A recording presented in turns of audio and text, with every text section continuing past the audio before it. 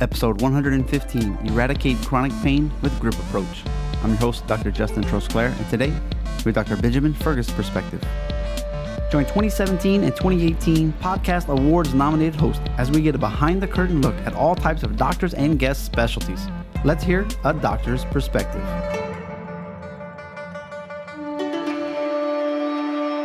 By the time this episode comes out, it should be a happy St. Patrick's Day. It was recorded on Valentine's Day. Dr. Benjamin just had a kid, so he had his paternity leave, and he said, hey, let's do this interview. And I said, all right, let's do it. Grip Approach is something that I took note of back at Forward KC. That was episode 79, I believe. It really got me thinking. It's for like complex pain cases, also athletes. And we're going to discuss like how do you get rid of like this subjective pain that chronic pain patients have, and going into something more like global exercises and movement patterns. You know, being that it's chiropractic based, you know, it's not just manipulate the joint, manipulate the spine. There's all this, you know, some soft tissue work involved, a very specific style and very specific an exam protocol that you can do for each area of the body. It's very involved. And so we're going to break it down so that we can understand what is it, why would we do it, how long does the treatment last for a patient? You know, logistics matter too. But Dr. Benjamin Fergus is the creator of Grip Approach. He's got a big following in Japan as well.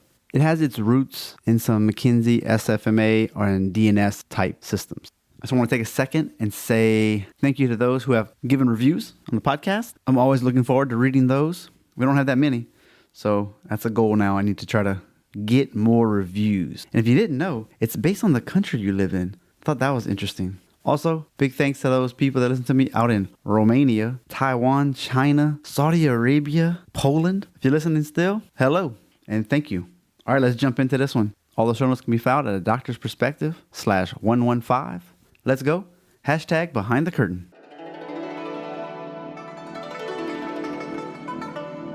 Live from China in North Chicago. Today on the show, we have got a guy that has actually created a whole technique of thinking and rehab, which to me is out of control because that's just not my forte at all. But this guy was able to do it. And not only is he doing it, he teaches it like 30 times a year internationally. It's been translated into 7 languages. It's called the Global Rehabilitation and Injury Prevention Approach, aka Grip Approach. Dr. Benjamin Fergus, thank you so much for being on the show. Thanks for having me. Great introduction. Oh, man. Well, you know, I met you in Forward KC. I heard a little bit. We were trying a couple things. I actually became one of the dummies up there. That's right. Intrascapula. Yeah. And it ended up come on okay. And I was like, oh, that's fantastic. I guess my self-prescribed rehab is doing something because I definitely had hurt my shoulder.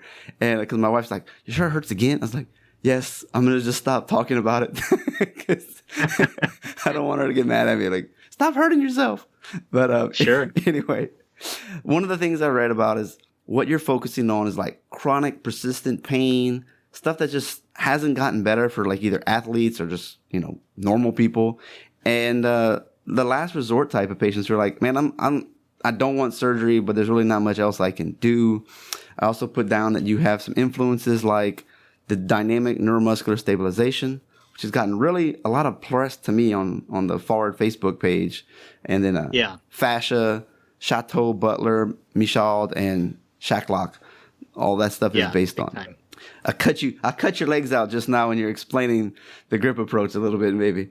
But if you know those names, okay, you should be like, okay, audience, I know it's kind of what it's going to be about. Yeah, that's if you're juggling all those different viewpoints, when they all settle in one spot, you got grip approach. So give us a little rundown. What does that kind of look like? How did you get so involved to create something like this? Yeah, so I jumped into the process with a problem I wanted to solve. 2 problems, actually. One, the cases that really interested me were the ones where you're going into the trenches and you're picking up somebody who's failed and failed and failed at getting better and saying, let's find a way to get you out and get you better. So that was the first thing, is I wanted to tackle the nasty cases that nobody wants to touch. And there wasn't essentially a great system available to tackle those cases, at least in my perspective. There's a lot of different things in terms of what you need to do nutritionally with chronic and complex cases, being able to add some lean muscle mass and get people moving again. These were concepts that were sort of known in chronic and complex pain cases, but really what it came down to, at least at the time that I started, was here's a handful of things that you can try one after another with these cases. And that's still a lot of trial and error. It wasn't saying this is a unique presentation and here's how you structure your evaluation, your rehab process, and here's what you can expect for a prognosis and discharge. Nobody's talking about discharging chronic and complex failed cases at this point. But we try to. We try to look at these cases and say, here's a structure that lets us understand it, so that we know what the prognosis is and that we can actually discharge these patients and get them living their lives again. So that was the first problem. How do we do it? How do we find a structure that works with that population? The second problem is as I was seeking something that worked with chronic and complex cases, I amassed a lot of education, both from books and seminars and late night conversations at the bar after a course. I had a lot of ideas that I wanted to apply. I wanted to see if they worked, but nothing was sticking to a central system of rehabilitation. And so GRIP approach is trying to attack those two problems. It's taking all of the amazing resources that we have right now for rehab and saying, what's the central idea that can unite all of these and help you decide when to use one technique versus another? And how do we apply it specifically for the population of chronic and complex pain or chronic and complex disease? But we stumbled upon something kind of cool along the way, in that the evaluation system that we use in chronic and complex cases had a lot of crossover with the athletic population. And it turns out that athletic humans and non-athletic humans in chronic pain have some movements that they both have to do. They both need some of the same base parts. And so that opened this really cool, exciting opportunity for me to take our system and demonstrate its use in the athletic population. We're now utilized with collegiate, professional, and Olympic teams across the world, and it's just been a really exciting addition to our main mission, which is eradicating chronic pain in Chicago and then globally. Wow. So I got two follow-ups on this one. Global, is that like saying you should be able to squat? You should be able to bring your arms overhead in a normal person? Like, what does that look like? Well, those are good examples. Those global means a full body perspective. So a squat and an overhead movement, those would definitely be full body movements. But really, it's coming back at the tunnel vision approaches of saying you've got a knee problem. Here, let's load this direction 10 times for a set, 6 times a day, right here at this one joint that you say is an ouchie. That's a really focused tunnel view approach. In GRIP, we'd look at the same knee problem and we'd assess it and we'd classify it and say, what natural human movement involving the whole body can we use for your exercise to rehab it? And in that way, it's a more natural rehab process because it uses the movements we're all developed with. But the integration and the step back into normal activity is so much faster because you're not doing a weird rehab exercise for an isolated joint. You're teaching the body how to use all of its parts in each range of motion and each plane of motion together again. Okay. That's the global part. So the lunge would incorporate the whole spine and the butt muscles and the leg muscles versus just a TheraBand and doing some leg extensions. Inflections. That's right. We want to get some periphery in our approach. Okay. And from my own curiosity, you had this thing. It started developing. Did you have to market it to these colleges, or it just sort of naturally approached? And then when you said you had something, I mean, you just started one seminar, and you're like, well, I've had some people make comments about they'd like to learn this. I guess I'll put on a seminar, and then boom, boom, boom, 30 seminars. That's a lot for activator, impulse adjusting, I can see that, but then a rehab system, you're like, oh, this is new, and now I'm all over. Sure. It is a lot, but I would come back with you and say we're still a new organization, and that's 30 courses a year spread out throughout the entire globe. That's not 30 Chicago courses or 30 US courses. That's a couple classes here and there for a few handfuls of people. So I'd say we're still really young, and our following is small, and we don't have a giant body of research that looks at our technique in isolation. We just have the research that we based the approach and the technique on. So we're a fingerling seminar company right now. We're small, but in terms of marketing, I'm not a marketing pro. What we do is try to get the idea out there. And I really like what Elon Musk has done with his Tesla company. He said, I've got a way that an electric motor will work. I'm going to perfect it, make a sales model that works. And then my goal is to release my plans to all the other automakers so they can also move us forward on this mission. With Grip Approach, with my clinic, we have a clear mission. We want to eradicate chronic pain in Chicago and then globally. And what I'm saying is once we perfected that system in our office, I now have to get it out there. If it was realistic to just get it out there for free, we would do that. But ultimately, when we got to fly into a country and put on a course, there's some fees involved with it. But my big thing is not necessarily to market and be the next what of rehab. Our goal is to get more and more people wanting to conquer chronic pain rather than just maintaining a patient that has chronic pain. And we want to give them the tools to do that. So in terms of marketing, we were fortunate enough to have a lot of attendees of our first few courses here in Chicago. I think a lot of my local colleagues had some curiosity with what I was doing because it was different, and they just wanted to peek under the hood and see what was going on. And for a few of them, it really caught on, and they shared that with their friends and colleagues, and we've just sort of organically grown from that point. But we really kind of blew up the first time we presented in Tokyo, Japan. My associate instructor and host in Japan, Kazu, he is a pretty big name in sports medicine in Japan. And he hosted our first course after meeting me here in the U.S. and invited a lot of his friends, which were kind of the who's who of Japan. And we had a really great weekend seminar. We chatted a lot. We hung out a lot after the course. And I think what we were doing with rehab resonated really well with the population there, at least in my own perspective of great Japanese companies. They're really good at taking a complicated idea, breaking apart, simplifying it, and making it better and making it streamlined. And that resonates with me. I feel like that's what we did with Grip. We took a lot of really great rehab approaches and we took it apart. We put it back together in a cleaner way, made it simple, made it streamlined, and made it effective. So I think that resonated, and we took off there in Japan.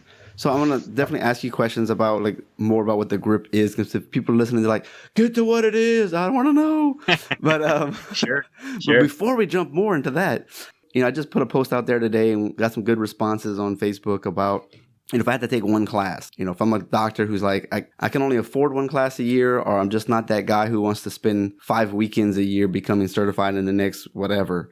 Or would this approach be an appropriate seminar to where I didn't have to take the McKinsey and the DNS and all these other seminars all at the same, in progression? I can just take this and have a good foundation?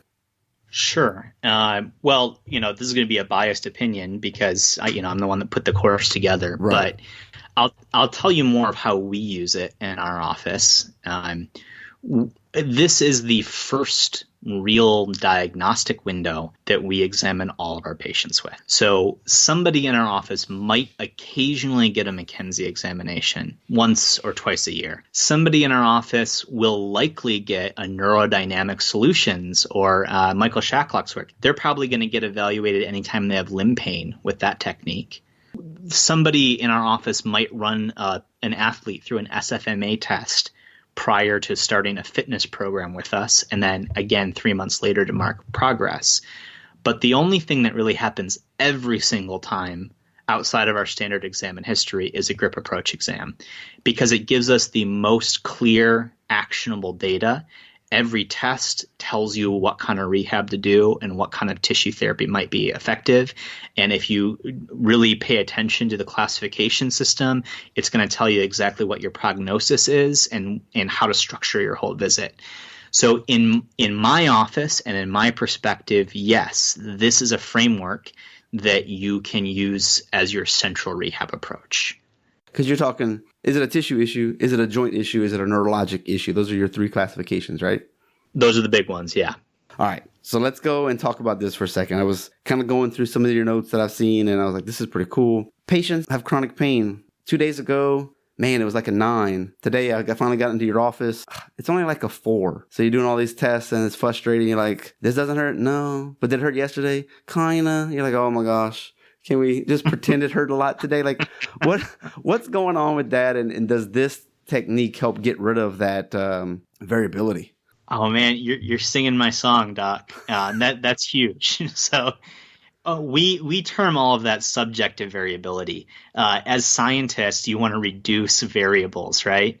So when you have a chronic pain case, somebody that failed treatment time and time again, the first thing you got to do is get rid of all the variables and test 1 or 2 things at a time. Does that make sense? Yeah. So if subjective data of it's a 9 yesterday, it's a 4 today, it's going to be a 6 tomorrow, if that's all just a random variable, then it's not going to help us solve the case, in my perspective. And so we absolutely need a way to evaluate patients every single time that doesn't require me to ask the pain question. It doesn't require me to ask how much pain you have. Where is it? What's it look like? What color is it? And is it better on a day that you drive a nice sports car versus a day that you walk in the mud?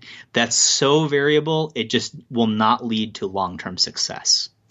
So yes, our system comes in and says, okay, you came to me with low back pain. I'm going to acknowledge that and give you a low back pain form, an objective assessment for low back pain that you're going to fill out. And you're going to tell me all about that pain. And I'm going to scan it into my file, and I'm not going to look at it till your re-exam. And when you come in, I'm just going to ask you 3 simple questions. 1, I'm going to ask you, what things are you having trouble doing? 2, how long have you been having trouble doing that? And 3, what have you tried to do so far to overcome that didn't work? Those are my big 3 questions. What can't you do? How long have you struggled with it? And what has failed to get you back? And at that point, our first 3 questions immediately change the conversation away from the woe is me subjective pain to specifically, what do you want your life to look like when we're done with care? What do you want to be able to do again? And if we can successfully change that conversation in the first 5 minutes of a visit, then we're going to have pretty successful outcomes. So we were joking at the beginning about my shoulder. The quick question is, wait, where are you hurt? Okay, the shoulder. All right, cool. And then what can't you do? And you're like, all right. And then you have these certain motions that you'll put the person through. And you're just looking like, okay, you should be able to, your elbow should be able to stay straight and cross across your chest without like bending or like your shoulder popping up. And obviously it doesn't matter about pain or not. Like maybe it's pain that's stopping you from being able to do it. But regardless, I'm looking at that. It's not working. And so I think you evaluate it, and then there's certain rehab that you would do. And then later on when you check it again, you're like, yeah, see, now it's better. That's what we're looking for. It's actually moving again. Yeah. Yeah, absolutely. And I think I wouldn't want people to fall into the trap of this being purely a mechanical approach. Okay. So the big thing that you said that's important is that I asked you to move your arm in a certain way. I wasn't moving it forward for you to see if you had a competent shoulder. I was saying, what does your nervous system think that your body can do? And if there was a joint issue, that joint would communicate with your nervous system that, no, you can't do that today. But maybe there was no joint issue, and you have just inhibited that movement based on disuse or former injury. It's really a brain or neurology-focused approach that looks at the body as a way to communicate how well the nervous system is working. So like someone who's standing on one leg, or close your eyes, march in place, and they end up turning 70 degrees that one direction. You're like, well, what's going on there, buddy? Your nerves are not talking to your muscles very good. Right. Well, it's...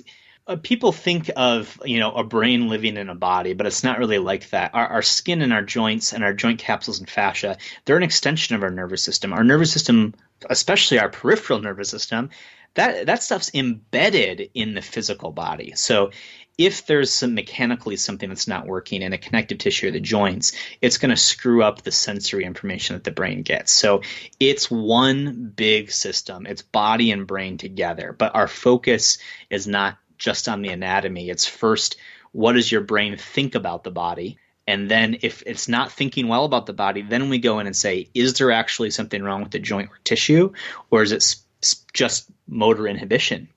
Now, fear avoidance? Are we looking at, is there going to be some ISTM going on or some pin and release type style? Are we looking at maybe some floss where different approaches that way when we're addressing the tissues, or what's your thoughts on that? Well, I think you have to look at the literature on what we currently know about connective tissue, including muscle and fascia. And at least in my current interpretation of that literature, superficial tissue techniques don't lead to long-lasting or permanent deep structural changes. Meaning pin and stretch has not been shown to be more effective in layer sliding than compression has. So if I have a tissue or a structure that I want to change, I can either pin and stretch or apply compression and have a similar response in the connective tissue.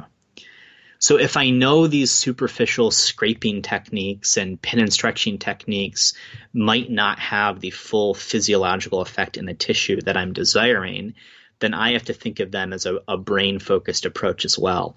I think pin and stretch, or whatever 3-letter brand name you want to give it, I think what it does really well is inhibit the discomfort that a patient feels with movement. The literature wouldn't support the actual tissue changes that are proposed with that mechanism, but I think it does a phenomenal job at increasing range of motion via reducing pain or sensitivity inhibition by the patient. So when I say we're going to use a targeted structural intervention, it really comes down to 2 techniques. Let me take that back. 3 techniques for us that the majority of the current research supports. One would be the chiropractic adjustment of a restricted joint segment to normalize mechanotransduction at that joint and remove some barrier.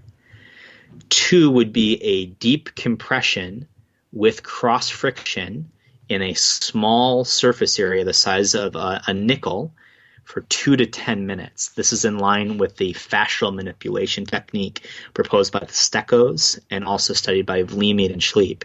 That intense, deep friction over a small surface area has been shown to change the extracellular matrix on histological side, has been shown to influence elastic changes and propagate normalization of cells in the area. And finally, if that is too sensitive for a patient, we will use some needling techniques in that same area. Ashi points, or I'm a big fan of Dr. Ma's work out of Colorado. We'll apply some needle stimulation to the major nerves that lead into the area, as well as locally. We're trying to irritate the cells and create a proliferative effect locally in those tissues. Are we talking dry needling or like acupuncture, or? My background is in both traditional acupuncture and biomedical acupuncture. The way I use it is my personal blend of the two, where I will hit a couple big meridian points. If I'm working in the lower extremity, I'm going to hit, stomach 36 and liver 3, but then I'm going to go specifically to the structures I want to change, and I'm going to try to get a micro injury to drive proliferative changes in the tissues. Have you ever, so I think of this, I'm like, well, I'm not technically acupuncture certified and I'm not going to spend a year to get it done. But, we got to have that to be able to stab. Sure. Can you use electric acupuncture or cold laser or something like that to stimulate those areas, or have you looked into that? That's a great question. I think the E-stim acupuncture would primarily drive motor control changes, not necessarily proliferative changes in the tissues. So if your diagnosis is overt tissue injury, then I don't feel I can overcome the tissue structural changes with electroacupuncture, but I think I could influence improved motor control in that area. And when you're referring to the second mode, the deep cross friction, are we talking Yes. thumbs? Can we use some sort of steel instrument to save that? Yeah, you can use whatever you want as long as you're being as precise as possible and going over a small surface area. It's like if you want to get to deep, and most of our motor effects are on the deep connective tissue, you're going to get deeper using your pinky than your thumb just based on surface area, right? So I will use my elbow for points. I will use a knuckle for points, my thumbs or fingers, or you could use a blade as well. But the point is to get to the depth of the tissue that you're trying to create proliferative changes in, and then keep your friction there long enough to actually drive that micro trauma and proliferation. Okay. Yeah, I can just think of this. If you haven't bought an instrument, take the seminar of grip. Then you'll be like, oh, wow, okay, I'm glad I didn't buy 10 instruments. I only needed this little bitty one. You might need one or two, yeah. I would say what I do in my office is really, from the tissue perspective, it's a mixture of thumb, finger, elbow, and shockwave. So shockwave is a tool, is a thing you can purchase? Yeah, so a shockwave device, it creates a percussive wave or an acoustic percussive wave through an applicator tip that has been shown to drive proliferative changes in tissues. It's been heavily studied and is approaching what we would call a gold standard for true plantar fasciitis.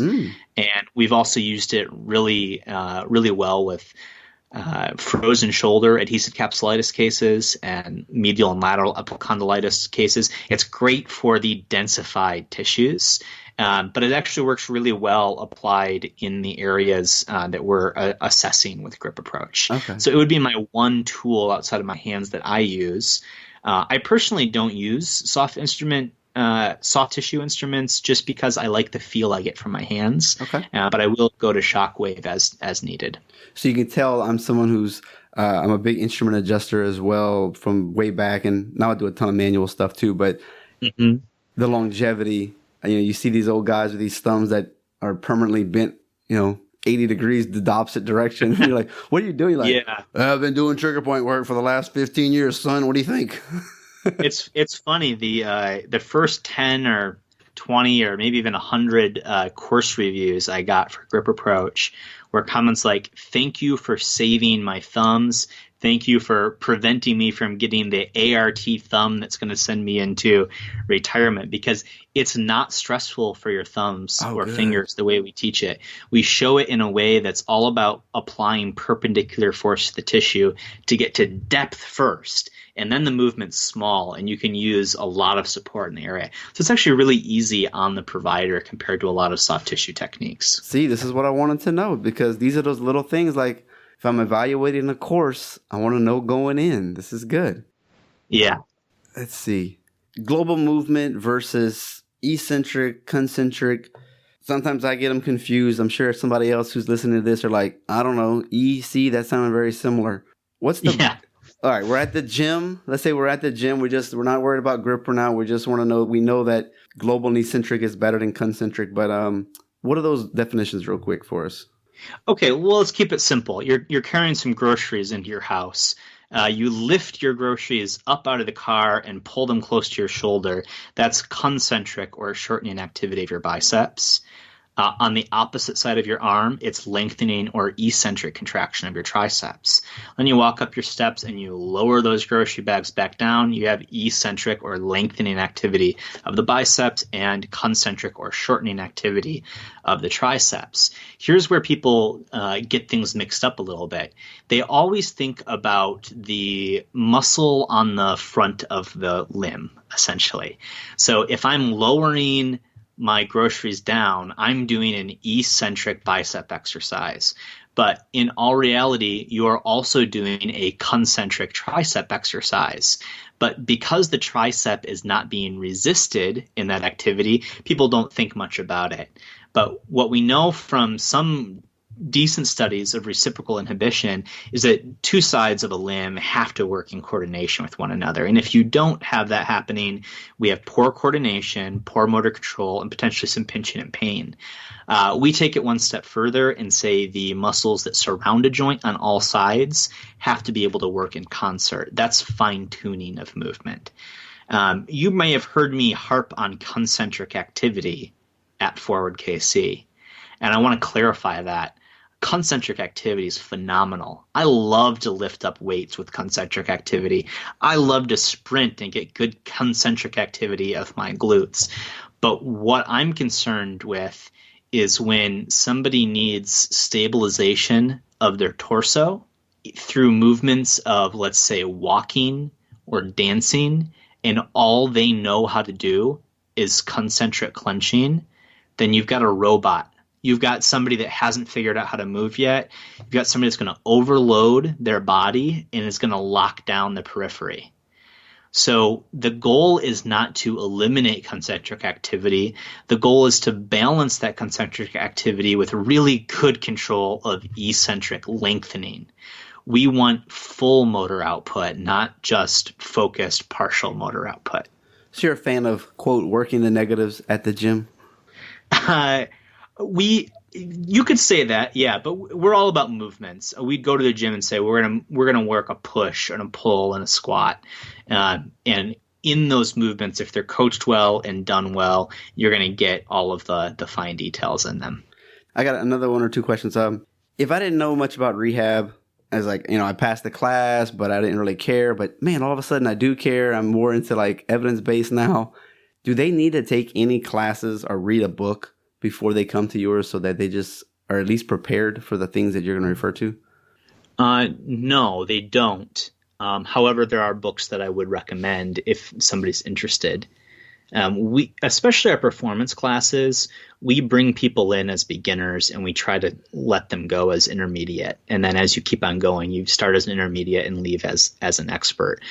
For all of our classes, we have a minimum of 4 hours of pre-study that's sent to you. There are videos that I've recorded that gives you the prerequisite knowledge to begin a class. Oh, that's nice. It's pre-recorded. You can watch it. You get it 2 weeks to 4 weeks ahead of time. Watch it at your own leisure. Go over it a couple times so that you're hitting the ground running when it comes to course day. Because we're going to give you a lot of info. But we want you just to have a basic idea of why and what we're trying to accomplish with it. But I'd challenge you, Doc. I'd say anybody in manual medicine is a rehab doc. You may just be using a specific or isolated slice of rehab. So if you are an adjustment-only doc, you are doing joint rehab with mechanical stimulus, right? You're an expert in improving mechanotransduction of the joints. That's a slice of rehab. We just want to fill out the rest of that pie for you. Yeah. Before we move on, when we're looking at time-wise in the office, some techniques, people think I've got an hour to spend with each patient. And reality, especially if you take insurance, a lot of places I was at in Colorado, you get $40. You can adjust them and make 40, or you could do 3 units of rehab. You're still getting 40. So there's not a lot of encouragement to make me want to do more rehab. Sure. So what I was gathering is you got to do an eval, then you got to teach them something, and then you probably got to teach them some home exercises. So what kind of time frame are we looking at per patient? Is it a lot of it in-house? Do they do a lot of stuff at their home instead? What does that look like? Well, there's some variable to it. Ultimately, I'd say, it's hard to be both the Walmart and the Whole Foods. Mm-hmm. You can't be both and pull it off. Okay. You're going to get your clientele mixed up. And if somebody has a chronic or complex presentation, they're probably not looking for the quick, let me try this one thing out type of fix. They're trying to say, hey, can anybody solve this? I want my life back. And so to position ourselves to do that well, we do need more time. I spend a lot of time in my exam. A short exam for me is 45 minutes for a new patient. Okay. A long exam is 60 to 75 minutes, rarely the 75. But when we're talking about something that a patient suffered with for longer than I've been in practice, they deserve an extra 15 minutes of an exam for me to figure that out. So personally, my first sessions are 45 to 60 minutes. I have some colleagues that do a first exam in 20 to 40 minutes, just based on their more acute presentation. I'd say when I get thrown a softball, like acute low back pain or acute knee pain, I could probably complete that exam in a couple minutes as well. It's just based on my population, I'm a 45 to 60 minute guy. My treatment plans, if the person has a competent body that's capable of healing and that we're not going to overload, I like to spend 30 minutes with them in their treatment. That 30 minutes would be mobilization of what needs to be mobilized.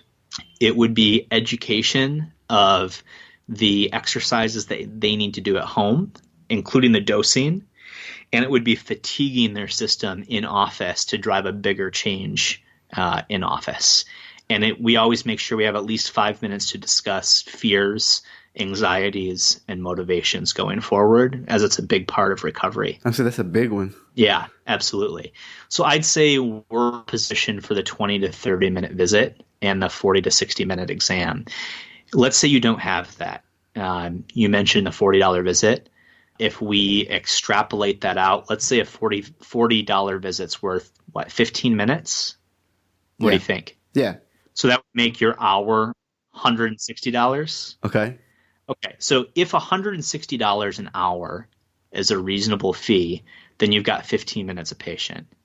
If that's not a reasonable fee, then you need to get an assistant in to help you to see more patients where you're doing part of it, maybe the diagnosis and the clinical level manipulation, and they are following up with the remainder of your treatment. But in 15 minutes, what would I do with a patient in 15 minutes? I would bring them in ready to go with my diagnosis known. Instead of tackling 4 big movement deficits, I would tackle 2 movement deficits. I would mobilize the spine. I would do two points times 2 minutes of maybe fascial manipulation. So now we're at 6 minutes total, and that would leave me the following 6 to 8 minutes to educate them on the rehab to do at home. And we would just focus on picking 1 or 2 deficits, and then at re-exam we'd choose the next 1 or 2, instead of my current model where I'll tackle 3 or 4 deficits at a single time. Okay. Well, that's important though, right? I mean, everything's business as well, and if they don't, we already said it. So you could hire like a personal trainer? It depends on your practice. What I use in my practice is an athletic trainer who is very good. And he has a license to do tissue treatment. He has a license to triage patients. And he has a license and experience to rehab. And I think he's phenomenal. Our practice wouldn't run nearly as well without him. But I spend a lot of time just educating him to be really good at everything that requires his look and his touch on. And so he can run the majority of the case for me after examination. Now, not everybody's going to have the luxury of having a really good athletic trainer and being able to pay them in their area. And so a personal trainer could run some of the rehab, some of the basic exercises under your supervision. And a massage therapist could run some of the tissue treatments under your supervision, but you'd have to be committed to training them. Our performance classes in GRIP are really good for that, to bring somebody who you want to be your assistant, take the class together, learn the system, and kind of divvy up who's going to do what. Okay, that makes good sense.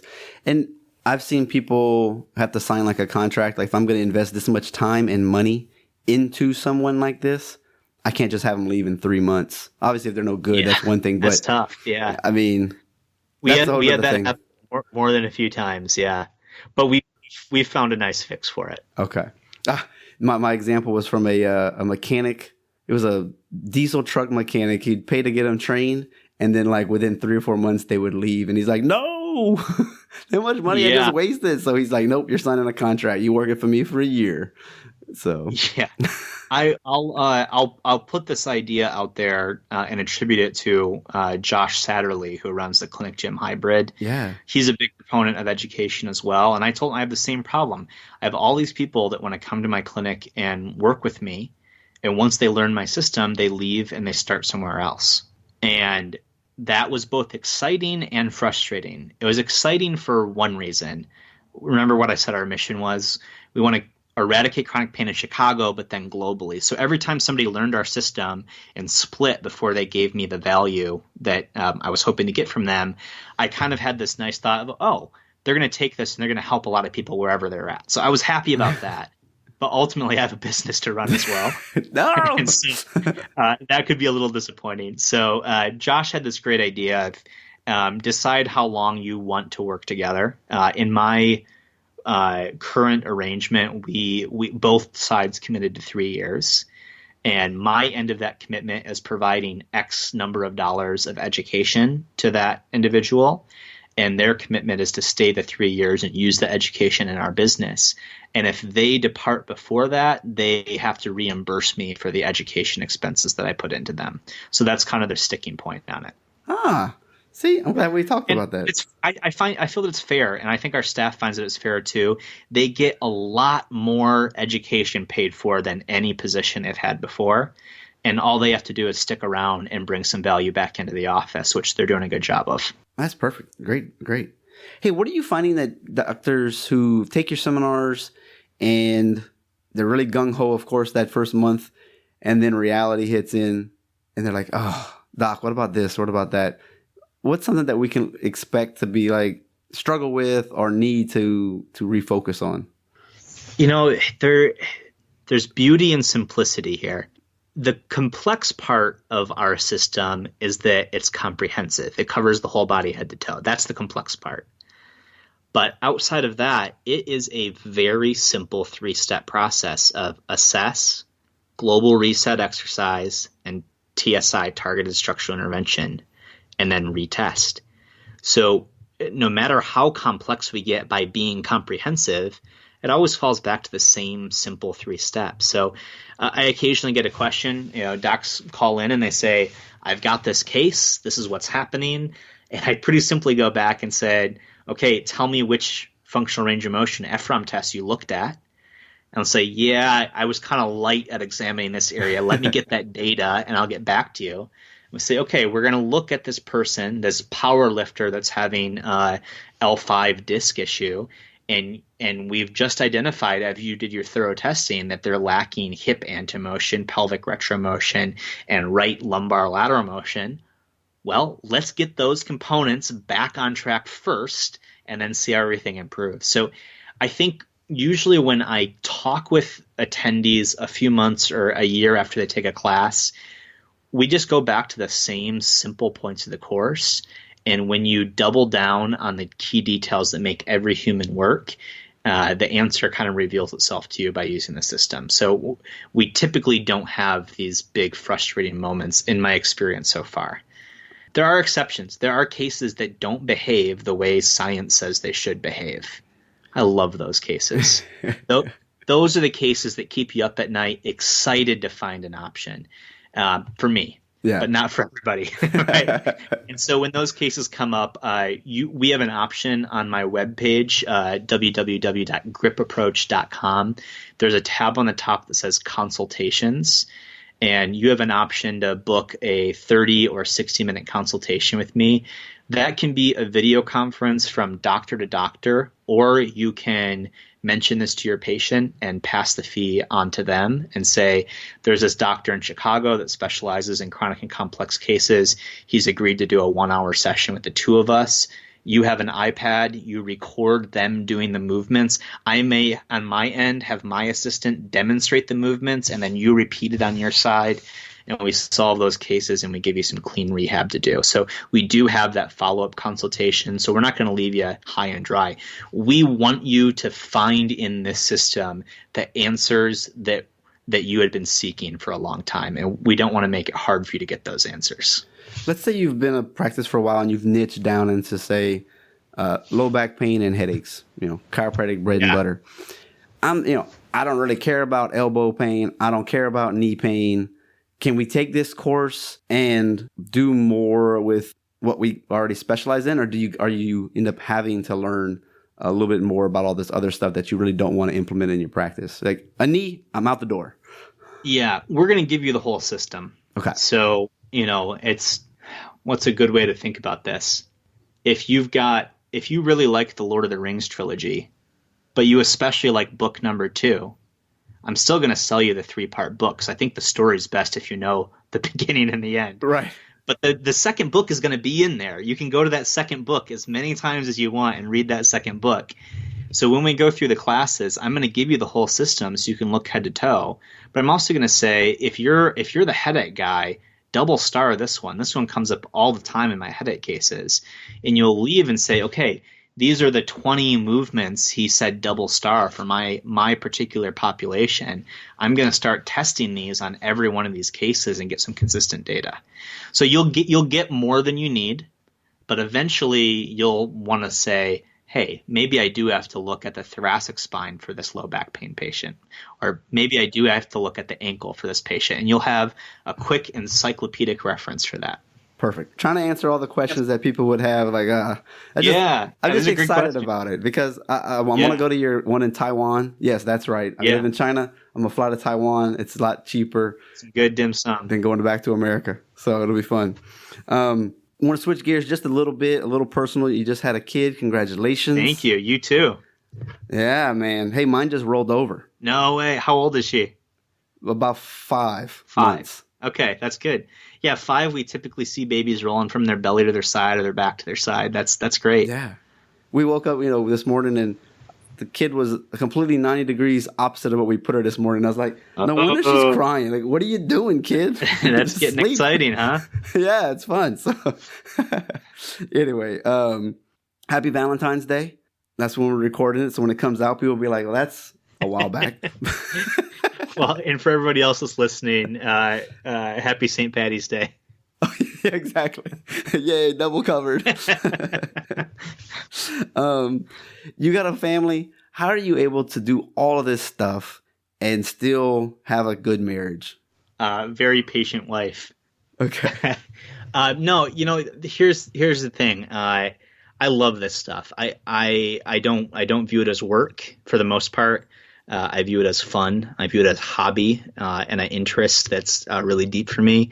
I feel very blessed and fortunate to be in a career that I love and that I'm motivated to keep in. And I like it more than television, so I don't watch a lot of TV. I think I've tried to minimize things in my life that take a lot of time but don't add value, and that has maximized the amount of time I can spend on things that do add value, like spending time with family, studying a complex case, or cooking a nice dinner. Hey, you made a comment about some kind of books earlier. You have any that are not required reading for grip, but just required reading as a human being and a doctor? Yeah, so there's some good ones. If you're just getting into rehab, a really good rehab overview book is from one of my mentors, Professor Kolaj from Prague. It's called Clinical Rehabilitation by Kolaj, Kolar, Kolaj et al., I believe. Clinical Rehabilitation should be a dark blue book. That one is a great overview of a lot of different techniques. It's got a few good chapters on DNS, which is a big part of my background. Outside of that, one of the best biomechanical books. Let's see if I have it with me here. I do. I think this is one of the best biomechanical books written by a chiropractor. It's called Foot Orthoses and Other Forms of Conservative Foot Care by Thomas Michaud.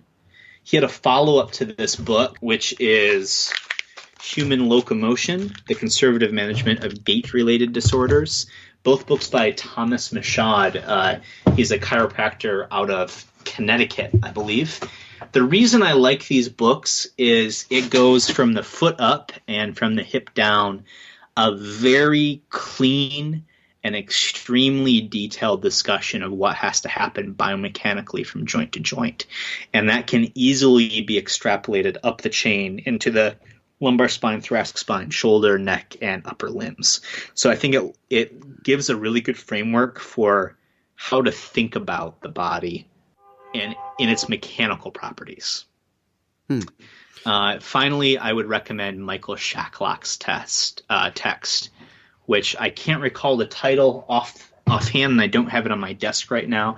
But Michael Shacklock has a great book through neurodynamic solutions. It might just be mobilization of the nervous system, although that could be the Butler text. But Michael Shacklock's book is another great resource for understanding how sensitization of the peripheral nervous system can affect motor control and movement capacity. Okay. And last but not least, a fun ending to everything. Any favorite phone apps or blogs or things that you just are finding yourselves gravitating towards? Could be anything. Yeah. Not Candy Crush. I have one app that I like a lot that's medical related that I think just does a great job. It's called Essential Anatomy 5. And it's a good like 3D peel back or peel through of the body. You can add structures and remove structures. And it's a great fun app to just dive into and say, hey, I want to learn about this new artery today. And I want to look at the way this artery courses from the heart down to the right arm. You can do that in this app. So I like that one a lot. In terms of fun apps, I'm just swiping through my phone right now. I don't have a whole lot of fun stuff on here, unfortunately. Come on, Doc. But I've got this cool new baby app called Glow Baby that we record nursing and diaper times in. That's helpful. Really? Oh, yeah. It's a good one. Glow Baby? Glow Baby. You can see I'm typing that one. What is this? Yeah. No, other than that, I think perfect. I'm not technology based outside of what I need it for. No problem. And of course, websites. How do we get in touch with you and whatever the plug that you may have? Yeah, sure. Websites on Facebook, look up Grip Approach. There are also branches of that in Taiwan, Korea, and Japan that you can find. Grip Approach on Facebook, also Grip Approach on Instagram.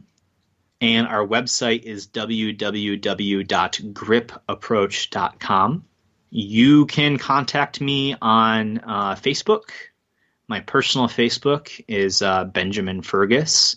You'll see me there in a blue suit coat and probably a red tie, looking to the left of your screen. And I'm pretty responsive there. Otherwise, there's a contact page on the website, and we respond to those emails usually within 5 or so days. If you are interested in setting up a consultation for yourself or for a patient, they're a pretty valuable resource. Even if you don't know the system, I can walk you or your patient through an examination and give you some really good feedback. That's in the consultation portion of our website. In terms of upcoming classes, we're currently trying to keep our schedule more compact to 10 to 15 classes a year. So a little less spread out, hopefully more meaningful local classes. So our 2019 schedule is up, and we're currently planning our 2020 schedule. All right. Dr. Fergus, I really appreciate you being on the show, answering all these fun questions, and definitely we'll have a show note page dedicated to you.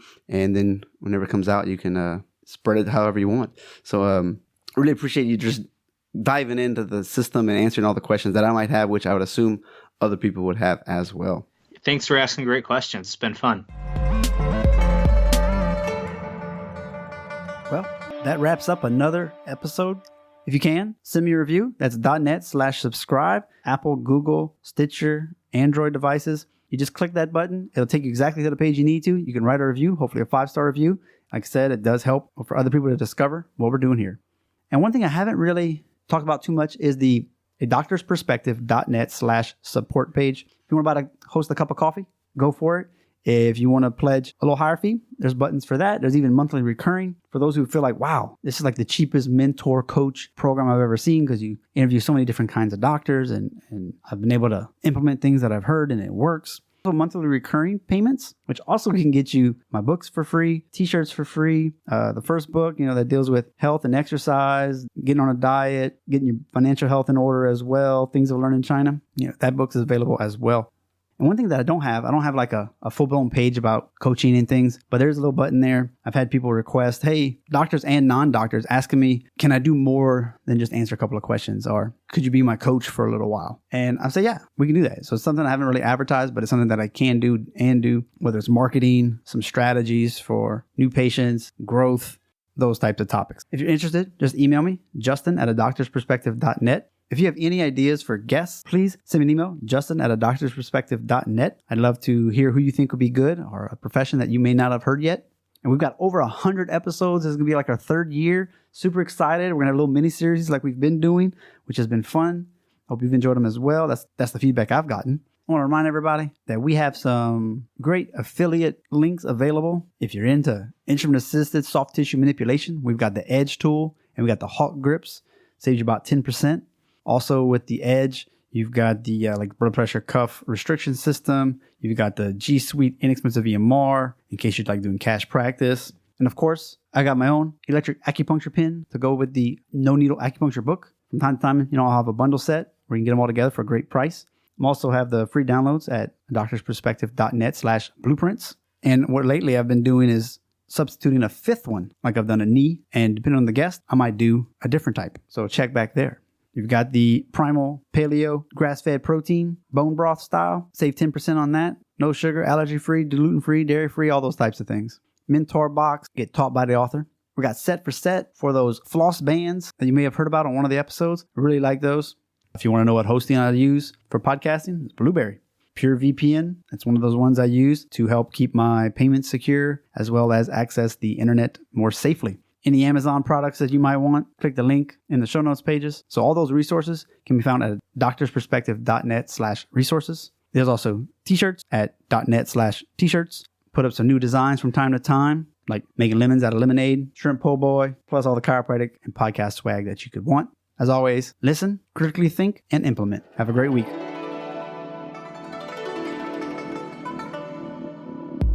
We just went #behind the curtain. I hope you will listen and integrate what some of these guests have said. By all means, please share it across your social media, write a review, and if you go to the show notes page, you can find all the references for today's guest. You've been listening to Dr. Justin Trosclair, giving you a doctor's perspective.